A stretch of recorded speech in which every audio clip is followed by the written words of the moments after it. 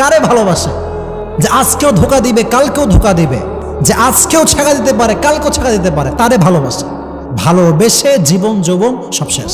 মায়া কাটাবো কেমন করে?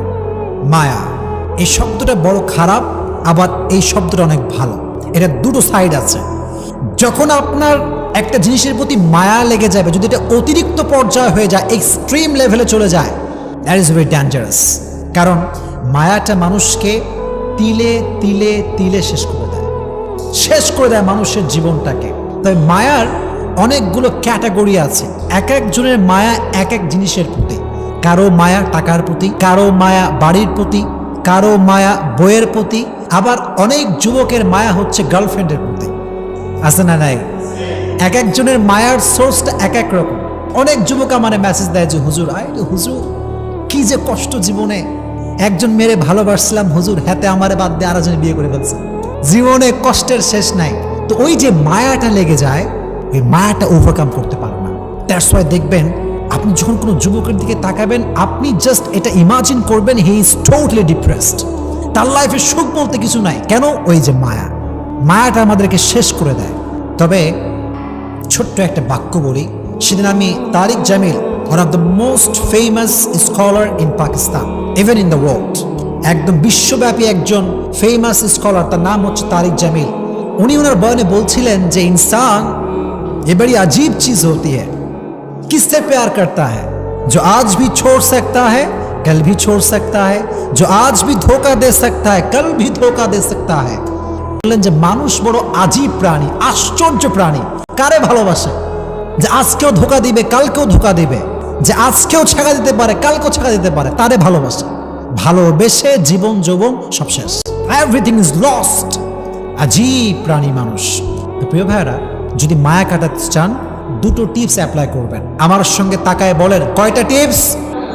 দুইটা। মাশাআল্লাহ। এক নাম্বার, ছোট্ট একটা আয়াত শেয়ার করব। এই আয়াতটার অর্থ যার মনে থাকবে, তার পৃথিবীর কোনো জিনিসের প্রতি মায়া থাকবে না, খুবই সহজ হয়ে যাবে। আয়াতটা কি? আল্লাহ তাআলা বলছেন, وعسى أن تكرهوا شيئا وهو خير لكم وعسى أن تحبوا شيئا وهو شر لكم والله يعلم وأنتم لا تعلمون। সূরা বাকারা 216 নম্বর আয়াত। আল্লাহ তাআলা বলছেন, এই মনোযোগ দেন এদিকে, আল্লাহর আয়াত কত সুন্দর দেখেন।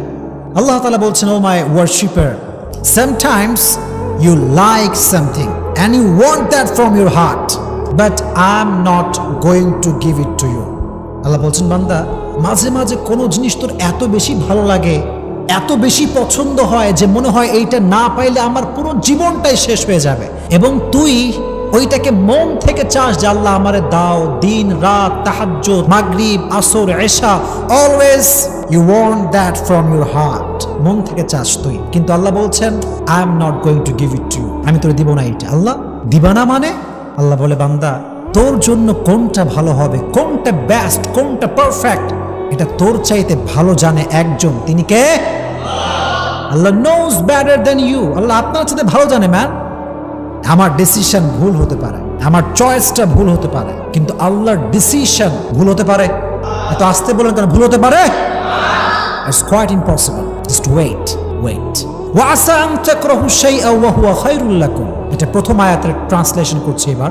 And sometimes you dislike a thing and you don't want that from your heart. Oh my Lord, I really dislike it, I don't want it. Allah said in Quran, I'm going to give it to you. Why? I don't like it, Allah said, oh my worshipper, what is good, what is bad, what's your future? I know better than you.